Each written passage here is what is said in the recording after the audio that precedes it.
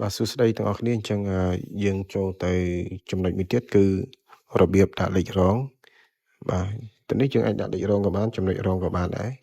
បាទអញ្ចឹងដំបូងខ្ញុំបង្ហាញពីរបៀបដាក់លេខរងសិនអញ្ចឹងឧទាហរណ៍ថាខ្ញុំ select លើអក្សរហ្នឹងហើយខ្ញុំចង់ដាក់រងគឺខ្ញុំចុចលើ multi level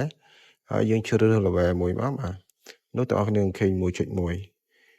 បាទហើយជាប់បន្ទាត់មកវានឹងចេញ 1.2 បាទ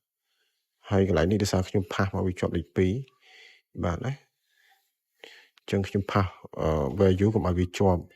លេខ2បាទចឹងខ្ញុំផាសវាមកបាទអញ្ចឹងនៅពេលដែលយើងជាប់បន្ទាត់យើងសរសេរអក្សរតរហូតមកគឺវានឹងហើយបាទចេញតាមលំដាប់លំដោយហើយបើសិនជាយើងចង់មក style ផ្សេងទៀតយើងគ្រាន់តែលុបហើយយើងជ្រើសរើស multi level នឹងដែរយើងជ្រើសរើស style បាទហើយចឹងយើងបាទយើងលុបចោលទៅយើងចង់ជ្រើសរើស style អីផ្សេងទៀតបាទ style ចំណុចយើងជ្រើសរើស style ចំណុចបាទហើយយើងបាទដាក់អក្សរហ្នឹងដែរបាទសរសេរអក្សរមកគឺវាចេញចំណុចឬក៏យើងលុបវាចោលបាទឬក៏យើង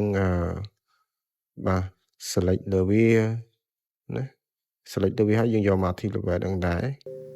វីដេអូហ្នឹងគឺមានប៉ុណ្ណឹងបាទសូមអរគុណ